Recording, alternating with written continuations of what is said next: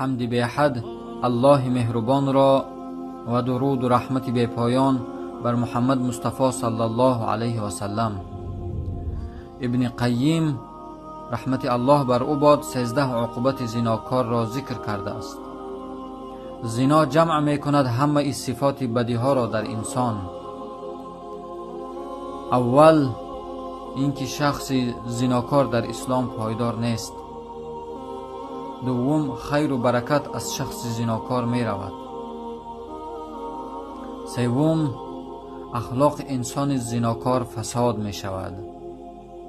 چهارم غیرت و ناموس انسان زناکار کم می شود. پنجم شخص زناکار در عهد وفا نمی کند و راست نمی گوید. انسان زناکار با دوستان هم صدقاً دوستی نمی کند. انسان زناکار در عائله‌اش هم رشک و ناموس ندارد. انسان زناکار دروغگو است، خیانتکار است، بی شرم و حیا است. در شریعت ترس از الله ندارد. در امور دین بی پروا است. پس بدان ای مرد زناکار و ای زنی زناکار، اینکه بالای شخص زناکار غضب الله است. بدان که بعد از شرک به الله بزرگترین گناه زنا است.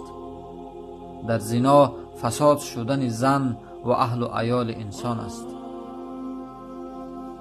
بدان ای مرد زناکار، زنها کنیزهای الله هستند. تو به آنها زنا میکنی، الله به تو رشک میکند، غضب میارد در سر تو. روی زناکار بی نور می شود، سیاه می شود. دل زناکار سیاه می شود، تیره می شود. در خانه زناکار فقر و تنگ دستی می آید. در روایت آمده است که پیامبر اکرم صلی الله علیه و سلم شب معراج در دوزخ تنوری را دیدند، پر از آتش بود. در داخل آن پر از مردان و زنان لوچ و برهنه در داخلش در عذاب گرفتار بودند.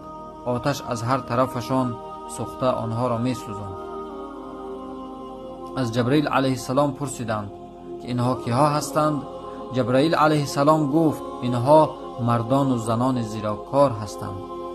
تا روز قیامت زناکاران در همین عذاب هستند. باز در روز قیامت عذابشان از این سخت‌تر است. زناکار خبیث است. شخص زناکار پلید است. الله در دل زناکار وحشت و ترس را می اندازد. شخصی که زنا می کند از لذت زن خودش محروم می شود. این عقوبتی هست که الله بر سر او می آورد. و بعد از او دست به لواطه بازی می زند، به بچه بازی می زند. الله ذوالجلال اون لذت را هم از اون شخص زناکار می گیرد. بعد دست به تنفروشی خودش می زند. خودش را به لواطه بازی و بچه بازی می دهد. این عقوبت های سختی که در دنیا الله برای شخص زناکار می دهد.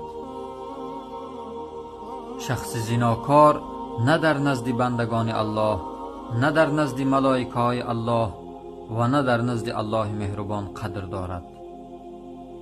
و الله شخص زناکار را به کسلی ها و بیماری های تبابت نشونده و هلاک کننده گرفتار می کند. از همه عقوبت سخت در دنیا شرمندگی زیاد در دنیا برای شخص زناکار این است که وقتی که انسان زنا می کند دانسته ماند که یا که به خواهر او، یا که به دختر او، یا که به یک شخص نزدیکترین او زنا می کنند. چنانه که می گویند کما تدین و تودن، چیزی که هر عملی که انجام دادی در سر تو قرض است. قرض است کرده های تو بر دوش روزگار، در هر زمان وقت بیاید ادا کند. در دیگر جا میگه که الجزاء من جنس العمل، جزا مکافات، پاداش از جنس همون عملی که انجام داده همون است. پس ای برادری مسلمان که خود را مسلمان محسابی، از همین روز عبارت از این کاری حرام و پلید و پست دست بکش، توبه کن به سوی الله مهربان. الله مهربان غفور و رحیم است، گناهات می بخشد. سبحانك اللهم وبحمدك أشهد أن لا إله إلا أنت أستغفرك وأتوب إليك. والسلام عليكم ورحمة الله.